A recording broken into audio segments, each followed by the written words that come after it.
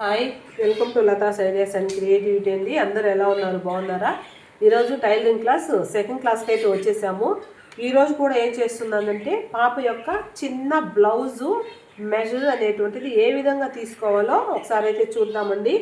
ఇదైతే peplum top, మనకు ఈ ఫ్రిల్స్తో అవసరం లేదు. నేను నార్మల్ బ్లౌజ్ కింద లెక్కేసి నేనైతే ఇప్పుడు కొలతలు ఎలా తీసుకోవాలనేది మీకైతే చూపిస్తున్నాను.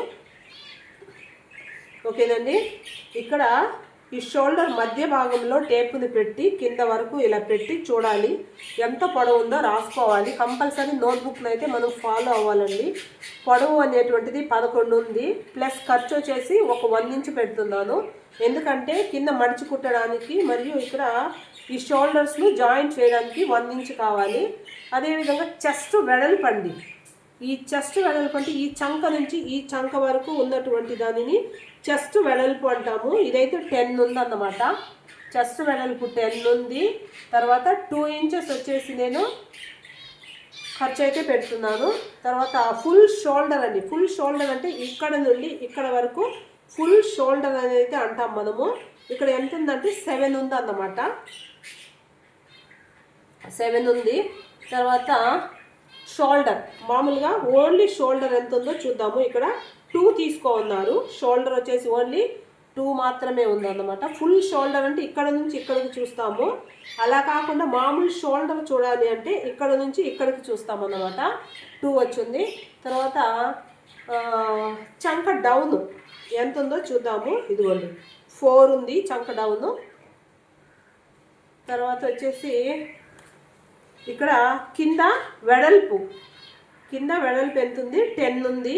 అయితే మనము ఇక్కడ టక్స్ వేసి ఉన్నారు కదా, ఈ టక్స్ కోసము 1 ఇంచ్ వదలాలి. తర్వాత ఒక 2 ఇంచెస్ వచ్చేసి ఖర్చుకు వదలాలి. అప్పుడు ఎంత? 10, ఒక 1 ఇంచ్ 11 ప్లస్ ఖర్చు ఒక 2 ఇంచులు అంటే మొత్తము ఎంత? 13 ఇంచులు అన్నమాట. మొత్తం 13 ఇంచులు. తర్వాత ఇక్కడ మెడ పొడవు అనేటువంటిది ఎలా ఉందో చూద్దాము. ఇక్కడ వచ్చేసి ఇది రెడీమేడ్ కాబట్టి 4కి ఇచ్చేస్తున్నాడు. కాకపోతే మనం 4 పెట్టామంటే మనం కుట్టేటప్పటికి ఖచ్చితంగా 4.5 దిగుతుంది.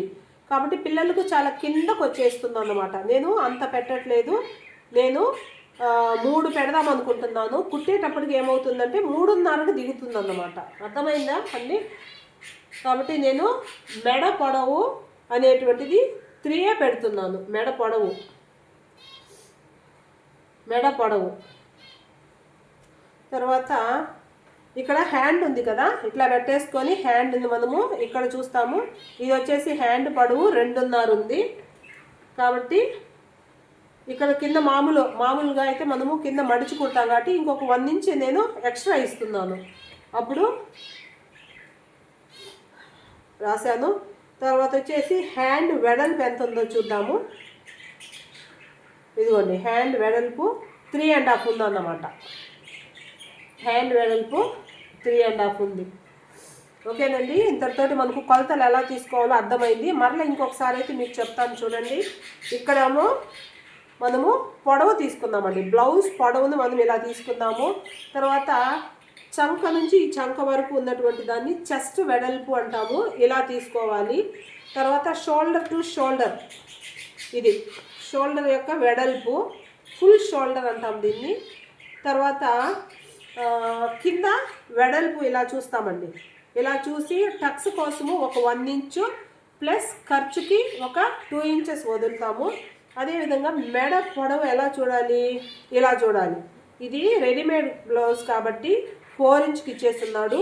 మనమైతే 3 ఇంచ్ పెట్టుకొని కుట్టేటప్పటికి 3.5కి దిగుతుంది కాబట్టి 3 ఇంచెస్ పెట్టుకోవాలి. ఇది గుర్తుపెట్టుకోవాలి అందరూ. తర్వాత మామూలు షోల్డరు వచ్చేసి ఎంత ఇచ్చున్నాడంటే 2 ఇచ్చున్నాడండి షోల్డరు. తర్వాత హ్యాండ్ పొడవును వచ్చేసి ఇలా పెట్టి ఇలా చూసుకుంటాము. తర్వాత హ్యాండ్ వెడల్పుని ఇలా చూస్తామండి. ఓకేనండి. మెజర్మెంట్ అనేది ఎలా చూడాలి అనేది మీకు అర్థమైంది అనుకుంటున్నాను. ఓకేనండి. నెక్స్ట్ క్లాస్లో వచ్చేసి ఈ మెజరింగ్ని నేను పెట్టి చూపిస్తాను. ఒక పేపర్ మీద అయితే పెడతాను.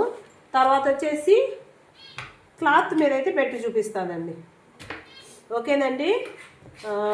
మరొక క్లాసులో మరలా కలుద్దాము. మీ అందరికి అర్థమైందే అనుకుంటున్నాను. అర్థం కాకపోతే మరలా మీరు నాకైతే కామెంట్ చేయండి. మరలా ఇంకొకసారి కూడా నేను రిపీట్ చేయడానికి రెడీగా ఉన్నానండి. ఓకేనండి, మరొక నెక్స్ట్ క్లాస్లో కలుస్తాను. బాయ్.